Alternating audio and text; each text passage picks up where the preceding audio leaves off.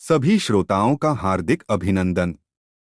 लीजिए सुनिए मुंशी प्रेमचंद द्वारा रचित उपन्यास का 23वां भाग। फिर वही क्यों इतना डरे और मुंह चुराए। इतने दिनों में उसने एक पैसा भी घर नहीं भेजा। वह माता पिता को रुपए पैसे के मामले में इतना चतुर नहीं समझता। वे लोग तो रुपए पाते ही आकाश में उड़ने लगेंगे।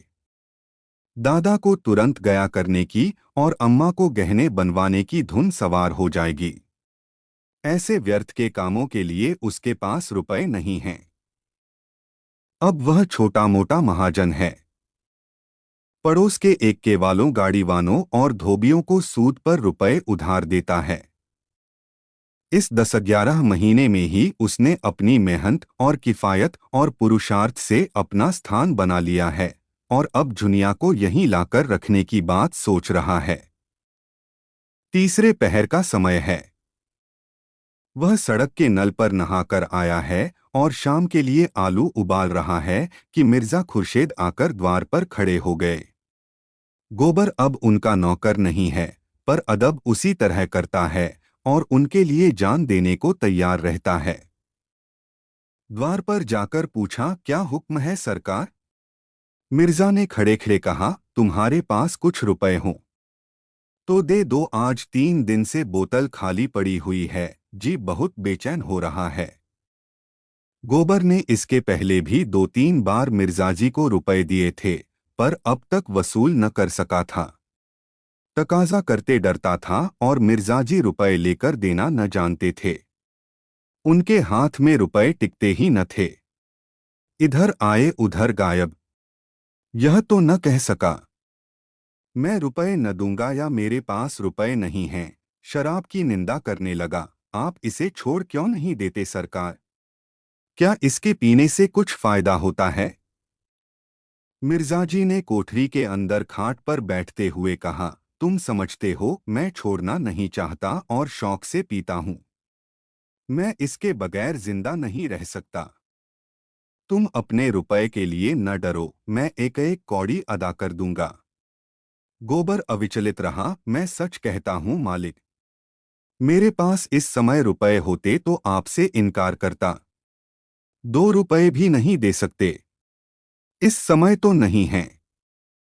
मेरी अंगूठी गिरो रख लो। गोबर का मन ललचा उठा, मगर बात कैसे बदले? बोला, यह आप क्या कहते हैं मालिक, रुपए होते तो आपको दे देता, अंगूठी की कौन बात थी? मिर्जा ने अपने स्वर में बड़ा दीन आग्रह भरकर कहा, मैं फिर तुमसे कभी न मांगूंगा गोबर। मुझसे खड़ा नहीं हुआ जा रहा है। इस शराब की बदौलत मैंने लाखों की हैसियत बिगाड़ दी और भिखारी हो गया। अब मुझे भी जिद पड़ गई है कि चाहे भीख ही मांगनी पड़े, इसे छोड़ूंगा नहीं। जब गोबर ने अब की बार इनकार किया तो मिर्जा साहब निराश होकर चले गए। शहर में उनके हजारों मिलने वाले थे। कितने ही उनकी बदौलत बन गए थे। कितनों ही को गाढ़े समय पर मदद की थी, पर ऐसे से वह मिलना भी न पसंद करते थे। उन्हें ऐसे हजारों लटके मालूम थे जिससे वह समय समय पर रुपयों के ढेर लगा देते थे, पर पैसे की उनकी निगाह में कोई कद्र न थी।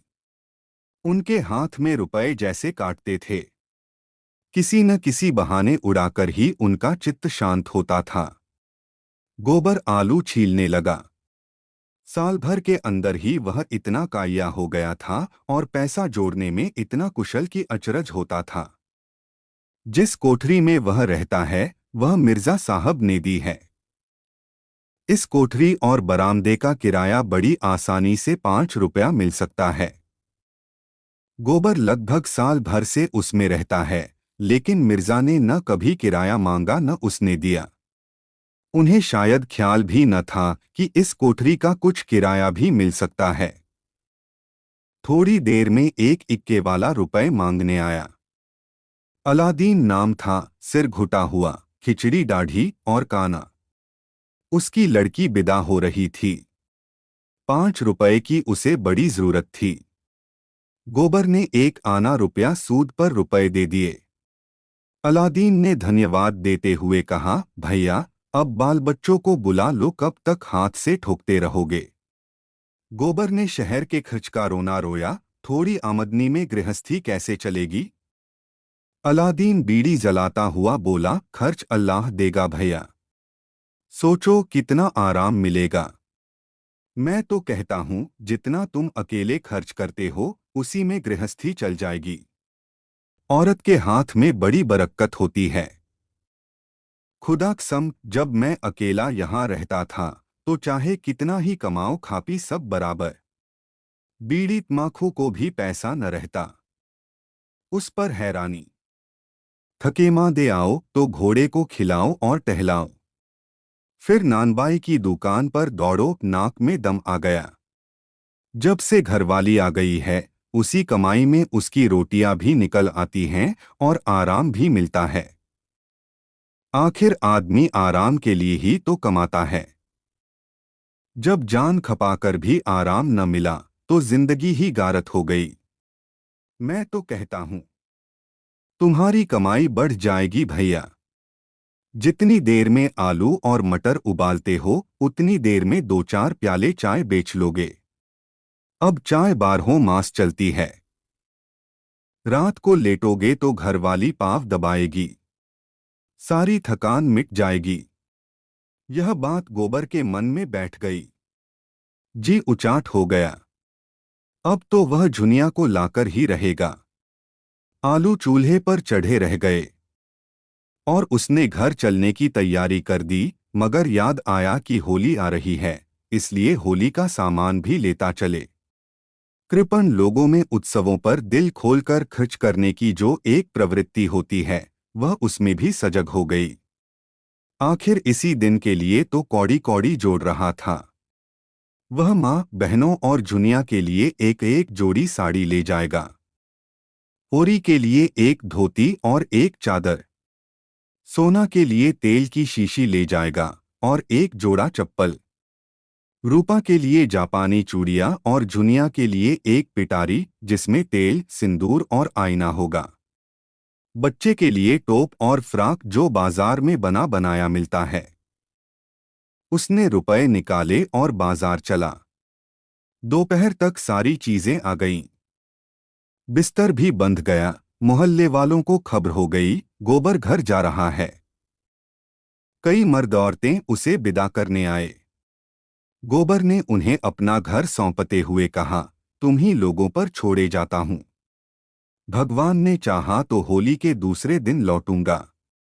एक युवती ने मुस्कराकर कहा, मेहरिया को बिना लिए न आना, नहीं घर में न घुसने पाओगे। दूसरी प्रौढ़ा ने शिक्षा दी, हाँ और क्या, बहुत दिनों तक चूल्हा फूंक चुके, ठिकाने से रोटी तो मिलेगी। गोबर ने सबको राम राम किया। हिंदू भी थे, मुसलमान भी थे, सभी में मित्रभाव था, सब एक दूसरे के दुख दर्द के साथी। रोजा रखने वाले रोजा रखते थे, एकादशी रखने वाले एकादशी। कभी कभी विनोद भाव से एक दूसरे पर छींटे भी उड़ा लेते थे। गोबर अलादीन की नमाज को उठा बैठी कहता, अलादीन पीपल के नीचे स्थापित सैकड़ों छोटे बड़े शिवलिंग को बटखरे बनाता, लेकिन सांप्रदायिक द्वेष का नाम भी न था। गोबर घर जा रहा है, सब उसे हंसी खुशी विदा करना चाहते हैं। इतने में भूरे एक का लेकर आ गया। अभी दिन भर का धावा मारकर आया था। खबर मिली गोबर घर जा रहा है। वैसे ही एक का इधर फेर दिया। घोड़े ने आपत्ति की, उसे कई चाबुक लगाए। गोबर ने एक के पर सामान रखा, एक का बढ़ा, पहुंचाने वाले गली के मोड़ तक पहुंचाने आए। तब गोबर ने सबको राम राम किया और एक के पर बैठ गया। सड़क पर एक का सरपट दौड़ा जा रहा था। गोबर घर जाने की खुशी में मस्त था। भूरे उसे घर पहुंचाने की खुशी में मस्त था। और घोड़ा था पानीदार, घोड़ा चला जा रहा था। बात की बात में स्टेशन आ गया। गोबर ने प्रसन्न होकर 1 रुपया कमरे से निकालकर भूरे की तरफ बढ़ाकर कहा, लो, घरवाली के लिए मिठाई लेते जाना। भूरे ने कृतज्ञताभरे तिरस्कार से उसकी ओर देखा, तुम मुझे गैर समझते हो भैया। एक दिन जरा एक के पर बैठ गए तो मैं तुमसे इनाम लूंगा। जहां तुम्हारा पसीना गिरे वहां खून गिराने को तैयार हूं। इतना छोटा दिल नहीं पाया है। और ले भी लूं तो घरवाली मुझे जीता छोड़ेगी। गोबर ने फिर कुछ न कहा। लज्जित होकर अपना असबाब उतारा और टिकट लेने चल दिया। फागुन अपनी झोली में नवजीवन की विभूति लेकर आ पहुंचा था। आम के पेड़ दोनों हाथों से बौर के सुगंध बांट रहे थे और कोयल आम की डालियों में छिपी हुई संगीत का गुप्त दान कर रही थी। गांवों में ऊख की बुआई लग गई थी। अभी धूप नहीं निकली पर होरी खेत में पहुंच गया है। धनिया, सोना, रूपा तीनों तलैया से ऊख के भीगे हुए गट्ठे निकाल निकाल कर खेत में ला रही हैं और होरी गड़ासे से ऊख के टुकड़े कर रहा है। अब वह दातादीन की मजदूरी करने लगा है। किसान नहीं, मजूर है। दातादीन से अब उसका पुरोहित जजमान का नाता नहीं, मालिक मजदूर का नाता है। दातादीन ने आकर डांटा, हाथ और फुर्ती से चलाओ होरी। इस तरह तो तुम दिन भर में न काट सकोगे। होरी ने आहत अभिमान के साथ कहा, चला ही तो रहा हूं महाराज, बैठा तो नहीं हूं। दातादीन मजूरों से रगड़कर काम लेते थे, इसलिए उनके यहाँ कोई मजूर टिकता न था।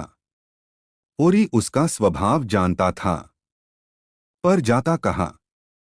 पंडित उसके सामने खड़े होकर बोले, चलाने चलाने में भेद है। एक चलाना वह है कि घड़ी भर में काम तमाम, दूसरा चलाना वह है कि दिन भर में भी एक बोझ ऊख न कटे। होरी ने विष का घूंट पीकर और जोर से हाथ चलाना शुरू किया। इधर महीनों से उसे पेट भर भोजन न मिलता था। प्रायः 1 जून तो चबैने पर ही कटता था, दूसरे जून भी कभी आधा पेट भोजन मिला, कभी कड़ाका हो गया। कितना चाहता था कि हाथ और जल्दी उठे, मगर हाथ जवाब दे रहा था। उस पर दातादीन सिर पर सवार थे। क्षण भर दम ले लेने पाता तो ताज़ा हो जाता, लेकिन दम कैसे ले? घुड़कियां पड़ने का भय था। धनिया और तीनों लड़कियां ऊख के गट्ठे लिए गीली साड़ियों से लथपथ कीचड़ में सनी हुई आईं और गट्ठे पटककर दम मारने लगीं कि दातादीन ने डांट बताई, यहाँ तमाशा क्या देखती है धनिया? जा अपना काम कर। पैसे सेंत में नहीं आते। पहर भर में तू एक खेप लाई है। इस हिसाब से तो दिन भर में भी ऊख न ढुल पाएगी। धनिया ने त्योरी बदलकर कहा, क्या जरा दम भी न लेने दोगे महाराज? हम भी तो आदमी हैं। तुम्हारी मजूरी करने से बैल नहीं हो गए। जरा मुंह पर एक गट्ठा लाद कर लाओ तो हाल मालूम हो। दातादीन बिगड़ उठे, पैसे देने हैं काम करने के लिए, दम मारने के लिए नहीं। दम मार लेना है तो घर जाकर दम लो। धनिया कुछ कहने ही जा रही थी कि होरी ने फटकार बताई, तू जाती क्यों नहीं धनिया? क्यों हुज्जत कर रही है? धनिया ने बीड़ा उठाते हुए कहा, जा तो रही हूं, लेकिन चलते हुए बैल को औंगी न देना चाहिए। दातादीन ने लाल आंखें निकाल लीं, जान पड़ता है अभी मिजाज ठंडा नहीं हुआ। जभी दाने दाने को मोहताज हो। धनिया भला क्यों चुप रहने लगी थी? तुम्हारे द्वार पर भीख मांगने नहीं जाती। दातादीन ने पैने स्वर में कहा, अगर यही हाल है तो भीख भी मांगोगी? धनिया के पास जवाब तैयार था, पर सोना उसे खींचकर तलैया की ओर ले गई, नहीं बात बढ़ जाती। लेकिन आवाज की पहुंच के बाहर जाकर दिल की जलन निकाली, भीख मांगो तुम जो भिखमंगे की जात हो, हम तो मजूर ठहरे, जहां काम करेंगे वहीं 4 पैसे पाएंगे। सोना ने उसका तिरस्कार किया, अम्मा जाने भी दो, तुम तो समय नहीं देखती, बात बात पर लड़ने बैठ जाती हो। होरी उन्मत्त की भांति सिर से ऊपर गड़ासा उठा उठाकर ऊख के टुकड़ों के ढेर करता जाता था। उसके भीतर जैसे आग लगी हुई थी। उसमें अलौकिक शक्ति आ गई थी। उसमें जो पीढ़ियों का संचित पानी था, वह इस समय जैसे भाप बनकर उसे यंत्र की सी अंधशक्ति प्रदान कर रहा था। उसकी आंखों में अंधेरा छाने लगा। सिर में फिरकीसी चल रही थी। फिर भी उसके हाथ यंत्र की गति से बिना थके बिना रुके उठ रहे थे। उसकी देह से पसीने की धारा निकल रही थी, मुंह से फिचकुर छूट रहा था, सिर में धमधम का शब्द हो रहा था, पर उस पर जैसे कोई भूत सवार हो गया हो। सहसा उसकी आंखों में निबिड़ अंधकार छा गया। मालूम हुआ वह जमीन में धंसा जा रहा है। उसने संभलने की चेष्टा से शून्य में हाथ फैला दिए और अचेत हो गया। गड़ा सा हाथ से छूट गया और वह औंधे मुंह जमीन पर पड़ गया। उसी वक्त धनिया ऊख का गट्ठा लिए आई। देखा तो कई आदमी होरी को घेरे खड़े हैं। एक हलवाहा दातादीन से कह रहा था, मालिक तुम्हें ऐसी बात न कहनी चाहिए जो आदमी को लग जाए। पानी मरते ही मरते तो मरेगा। धनिया ऊख का गट्ठा पटककर पागलों की तरह दौड़ी हुई होरी के पास गई और उसका सिर अपनी जांघ पर रखकर विलाप करने लगी, तुम मुझे छोड़कर कहाँ जाते हो अरी सोना, दौड़कर पानी ला और जाकर शोभा से कह दे, दादा बेहाल हैं। हाय भगवान, अब मैं कहाँ जाऊं? अब किसकी होकर रहूंगी? कौन मुझे धनिया कहकर पुकारेगा? लाला पटेश्वरी भागे हुए आए और स्नेह भरी कठोरता से बोले, क्या करती है धनिया, होश संभाल। होरी को कुछ नहीं हुआ। गर्मी से अचेत हो गए हैं। अभी होश आया जाता है। दिल इतना कच्चा कर लेगी तो कैसे काम चलेगा? धनिया ने पटेश्वरी के पांव पकड़ लिए और रोती हुई बोली, क्या करूं लाला? जी नहीं मानता। भगवान ने सब कुछ हर लिया। मैं सब्र कर गई। अब सब्र नहीं होता। हाय रे मेरा हीरा। सोना पानी लाई। पटेश्वरी ने होरी के मुंह पर पानी के छींटे दिए। कई आदमी अपनी अपनी अंगोछियों से हवा कर रहे थे। होरी की देह ठंडी पड़ गई थी। पटेश्वरी को भी चिंता हुई, पर धनिया को वह बराबर साहस देते जाते थे। धनिया अधीर होकर बोली, ऐसा कभी नहीं हुआ था लाला, कभी नहीं। पटेश्वरी ने पूछा, रात कुछ खाया था? धनिया बोली, हाँ, रोटियां पकाई थीं, लेकिन आजकल हमारे ऊपर जो बीत रही है वह क्या तुमसे छिपा है? महीनों से भरपेट रोटी नसीब नहीं हुई। कितना समझाती हूँ, जान रखकर काम करो, लेकिन आराम तो हमारे भाग्य में लिखा ही नहीं।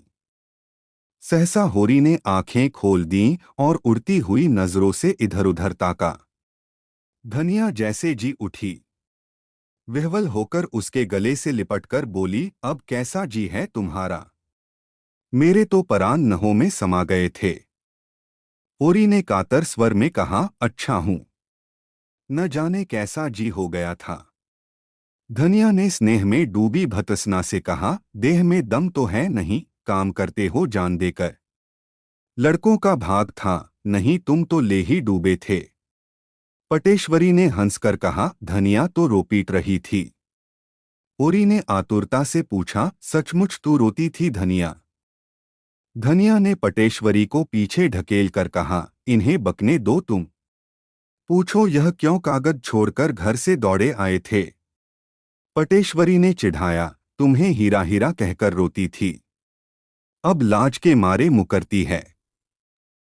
छाती पीट रही थी। होरी ने धनिया को सजल नेत्रों से देखा, पगली है और क्या, अब न जाने कौन सा सुख देखने के लिए मुझे जिलाए रखना चाहती है। दो आदमी होरी को टिकाकर घर लाए और चारपाई पर लिटा दिया। दातादीन तो कुढ़ रहे थे कि बुआई में देर हुई जाती है, पर मातादीन इतना निर्दयी न था। दौड़कर घर से गर्म दूध लाया और एक शीशी में गुलाब जल भी लेता आया। और दूध पीकर होरी में जैसे जान आ गई। उसी वक्त गोबर एक मजदूर के सिर पर अपना सामान लादे आता दिखाई दिया। गांव के कुत्ते पहले तो भौंकते हुए उसकी तरफ दौड़े, फिर दुम हिलाने लगे। रूपा ने कहा, भैया आए, और तालियां बजाती हुई दौड़ी। सोना भी 2-3 कदम आगे बढ़ी, पर अपने उछाह को भीतर ही दबा गई। 1 साल में उसका यौवन कुछ और संकोचशील हो गया था। जुनिया भी घूंघट निकाले द्वार पर खड़ी हो गई। गोबर ने मां बाप के चरण छुए और रूपा को गोद में उठाकर प्यार किया। धनिया ने उसे आशीर्वाद दिया और उसका सिर अपनी छाती से लगाकर मानो अपने मातृत्व का पुरस्कार पा गई। उसका हृदय गर्व से उमड़ा पड़ता था। आज तो वह रानी है। इस फटेहाल में भी रानी है। कोई उसकी आंखें देखे, उसका मुख देखे, उसका हृदय देखे, उसकी चाल देखे, रानी भी लजा जाएगी। गोबर कितना बड़ा हो गया है और पहनोड़ कर कैसा भलामानस लगता है। धनिया के मन में कभी अमंगल की शंका न हुई थी। उसका मन कहता था, गोबर कुशल से है और प्रसन्न है। आज उसे आंखों देखकर मानो उसके जीवन के धूल धक्कड़ में गुम हुआ रत्न मिल गया है। मगर होरी ने मुंह फेर लिया था। गोबर ने पूछा, दादा को क्या हुआ है अम्मा? धनिया घर का हाल कहकर उसे दुखी न करना चाहती थी। बोली, कुछ नहीं है बेटा, जरा सिर में दर्द है। चलो कपड़े उतरो, हाथ मुंह धो। कहाँ थे तुम इतने दिन? भला इस तरह कोई घर से भागता है? और कभी एक चिट्ठी तक न भेजी। आज साल भर के बाद जाके सुधी ली है। तुम्हारी राह देखते देखते आंखें फूट गईं। यही आशा बंधी रहती थी कि कब वह दिन आएगा और कब तुम्हें देखूंगी। कोई कहता था मिर्च भाग गया, कोई डमरा टापू बताता था। सुन सुनकर जान सूखी जाती थी। कहाँ रहे इतने दिन? गोबर ने शमारते हुए कहा, कहीं दूर नहीं गया था अम्मा, यह लखनऊ में तो था। और इतने नेरे रहकर भी कभी एक चिट्ठी न लिखी। उधर सोना और रूपा भीतर गोबर का सामान खोलकर चीज का बांट बखरा करने में लगी हुई थीं। लेकिन जुनिया दूर खड़ी थी। उसके मुख पर आज मान का शोक रंग झलक रहा है। गोबर ने उसके साथ जो व्यवहार किया है, आज वह उसका बदला लेगी। असामी को देखकर महाजन उससे वह रुपए वसूल करने को भी व्याकुल हो रहा है जो उसने बट्टे खाते में डाल दिए थे। बच्चा उन चीजों की ओर लपक रहा था और चाहता था सबका सब एक साथ मुंह में डाल ले, पर जुनिया उसे गोद से उतरने न देती थी। सोना बोली, भैया तुम्हारे लिए आईना कंघी लाए हैं भाभी। जुनिया ने उपेक्षा भाव से कहा, मुझे ऐना कंघी न चाहिए, अपने पास रखे रहें। रूपा ने बच्चे की चमकीली टोपी निकाली। को हो, यह तो चुन्नू की टोपी है। और उसे बच्चे के सिर पर रख दिया। जुनिया ने टोपी उतारकर फेंक दी और सहसा गोबर को अंदर आते देखकर वह बालक को लिए अपनी कोठरी में चली गई। गोबर ने देखा सारा सामान खुला पड़ा है। उसका जी तो चाहता है पहले जुनिया से मिलकर अपना अपराध क्षमा कराए, लेकिन अंदर जाने का साहस नहीं होता।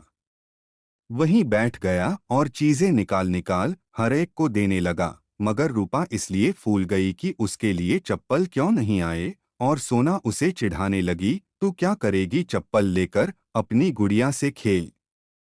हम तो तेरी गुड़िया देखकर नहीं रोते, तू मेरा चप्पल देखकर क्यों रोती है। मिठाई बांटने की जिम्मेदारी धनिया ने अपने ऊपर ली। इतने दिनों के बाद लड़का कुशल से घर आया है। वह गांव भर में बैना बंटवाएगी। एक गुलाब जामु रूपा के लिए ऊंट के मुंह में जीरे के समान था। वह चाहती थी हांडी उसके सामने रख दी जाए, वह कूद कूद खाए। अब संदूक खुला और उसमें से साड़ियां निकलने लगीं। सभी किनारदार थीं, जैसी पटेश्वरी लाला के घर में पहनी जाती हैं, मगर हैं बड़ी हल्की। ऐसी महीन साड़ियां भला के दिन चलेंगी। बड़े आदमी जितनी महीन साड़ियां चाहे पहने, उनकी महरियों को बैठने और सोने के सिवा और कौन काम है। यहाँ तो खेत खलिहान सभी कुछ है। अच्छा, ओरी के लिए धोती के अतिरिक्त एक दुपट्टा भी है। धनिया प्रसन्न होकर बोली, यह तुमने बड़ा अच्छा किया बेटा। इनका दुपट्टा बिल्कुल तार तार हो गया था। गोबर को उतनी देर में घर की परिस्थिति का अंदाज हो गया था। धनिया की साड़ी में कई पेंबदे लगे हुए थे। सोना की साड़ी सिर पर फटी हुई थी और उसमें से उसके बाल दिखाई दे रहे थे। रूपा की धोती में चारों तरफ झालरें सी लटक रही थीं। सभी के चेहरे रूखे, किसी की देह पर चिकनाहट नहीं। जिधर देखो विपन्नता का साम्राज्य था। लड़कियां तो साड़ियों में मगन थीं। धनिया को लड़के के लिए भोजन की चिंता हुई। घर में थोड़ा सा जौ का आटा सांझ के लिए संच कर रखा हुआ था।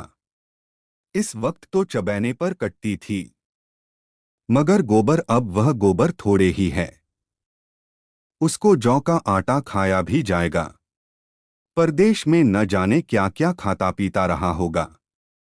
जाकर दुलारी की दुकान से गेहूं का आटा, चावल, घी उधार लाई। इधर महीने से सहुआइन 1 पैसे की चीज भी उधार न देती थी, पर आज उसने एक बार भी न पूछा, पैसे कब दोगी।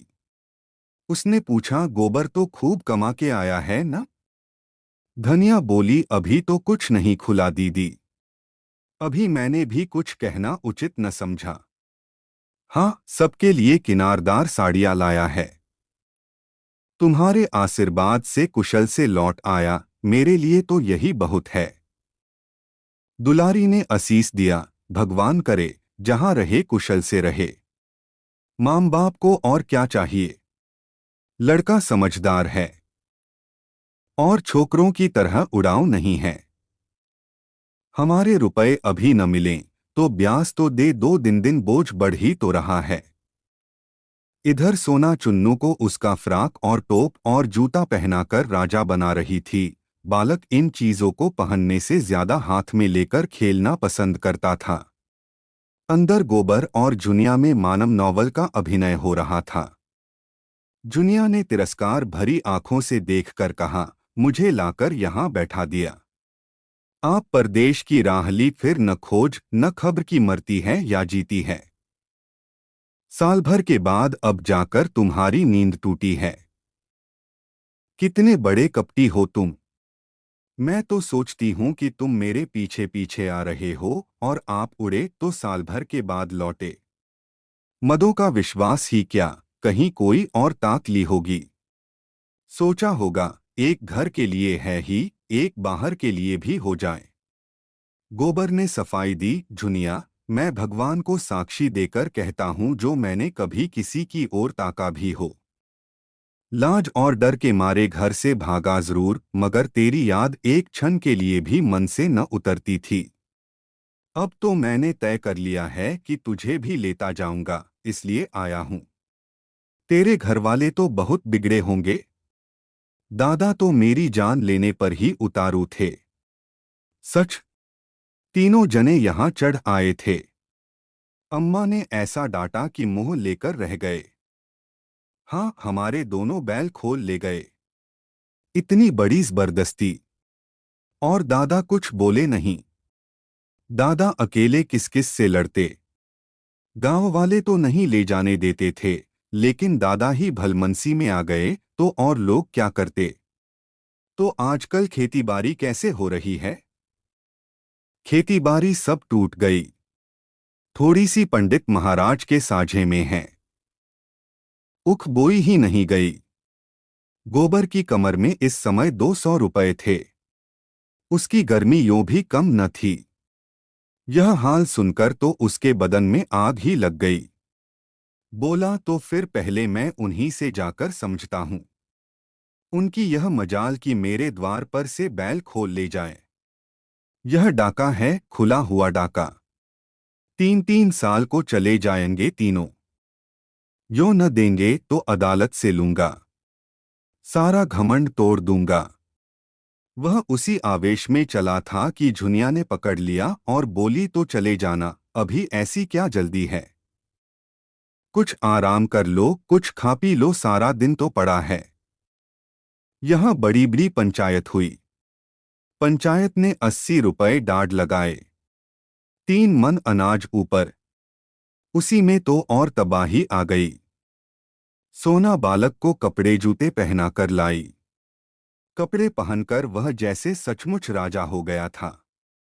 गोबर ने उसे गोद में ले लिया, पर इस समय बालक के प्यार में उसे आनंद न आया। उसका रक्त खौल रहा था और कमर के रुपए आंच और तेज कर रहे थे।